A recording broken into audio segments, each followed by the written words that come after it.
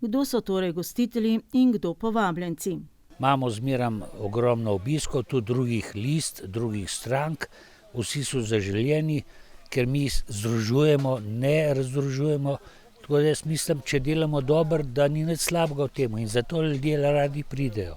Prva 4 leta nas je torej vabila nestrankarska lista za napredek krajev občine Medvode, ki je lista z najdaljšo tradicijo v naši občini in velja za listo nekdanjega dolgoletnega župana Stanislava Žagarja. V tem mandatu listo zastopata Mateja Kuhar-Bizjak, ki v delu občinskega sveta tvorno sodeluje, in bistveno manj zgovorni Tomaž Kurat, ki je bil tudi županski kandidat te liste. 2 predstavnika v svetu ima tudi nestrankarska lista Sotočje, Ines Iskro in Stanislava Ulanca. Slednji je v prejšnjem mandatu še bil predstavnik nestrankarske liste za napredek krajev občine Medvode, tako kot glavnina tokrat prisotnih vidnih predstavnikov liste, Katarina Galov, Sašo Šulc in Matej Trampuš. Ker so v prejšnjem mandatu na veliko presenečenje dobro sodelovali z aktualnim županom Nejcem Smoletom, na zadnjih volitvah niso bili več povabljeni med kandidate nestrankarske liste za napredek krajev občine Medvode, zato so ustanovili svojo listo, nestrankarsko listo Sotočje. No, zdaj, da bi rekel, da bdimo nad tem, kar se dogaja v občinskem svetu, nisem čisto prepričan.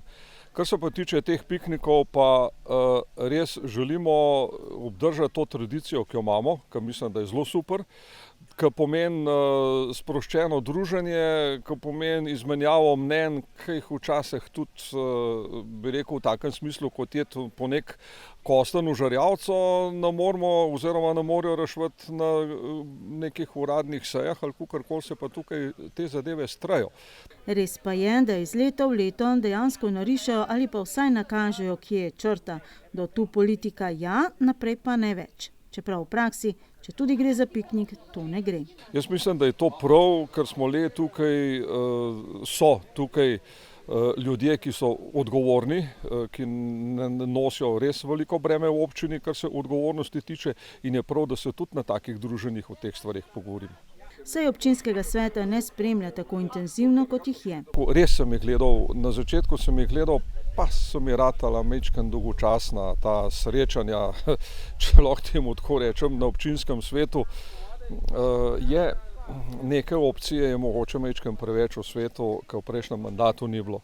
V prejšnjem mandatu smo se srečevali, smo izmenjevali mnenja, smo iskali rešitve in smo jih vedno našli.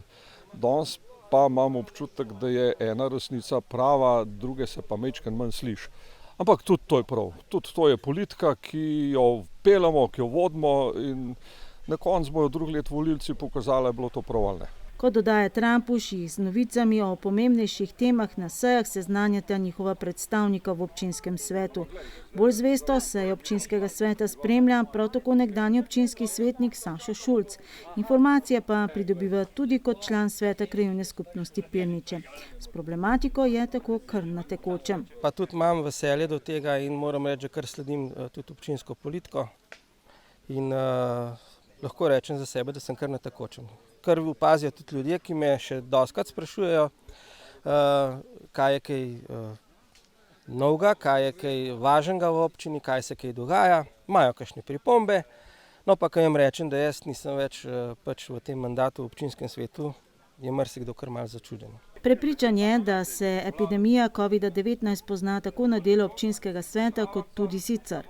Podobno kot Trampuš pa meni, da za delo občinskega sveta ni najboljše, če je predstavnikov ene liste več kot polovica sveta. Dejansko mislim, da bi bilo narobe reči, bi rekli, da se v občini ne dogaja veliko, da se dogajajo spremembe na bolje in da se delajo projekti, za katere smo včasih samo sanjali. In da se pripravljajo tudi novi projekti. Je pa res, da stranke v opoziciji, če to lahko tako rečem, ali pa liste, imajo pravzaprav zelo malo besede pri tem, bi pa želeli seveda konstruktivno neko tako zaupnico pri tem tudi sodelovati malo bolj aktivno kot do zdaj. In ker razprav na javnih sejah občinskega sveta o določenih temah skoraj da ni več, kako prepričati volivce na naslednjih volitvah? Mogoče malo provokativno vprašanje, ampak na mestu. Ja, situacija se je spremenila od prejšnjih volitev, ko je bilo glasovanje, pravzaprav ko smo bili svetniki porazdeljeni, ko je bila naša lista NLkom zelo močna, 15 je bilo. V tem mandatu, v naslednjem mandatu smo samo 2 noter in je lista Nejca Smoleta zelo številčna. 13 jih je not prišlo, ne vem po kakšnem načinu. Pravzaprav vemo. No. Volilcev gospoda župana, kar si zasluži, ne zaslužijo si pa določeni svetniki, da so prišli v ta svet noter.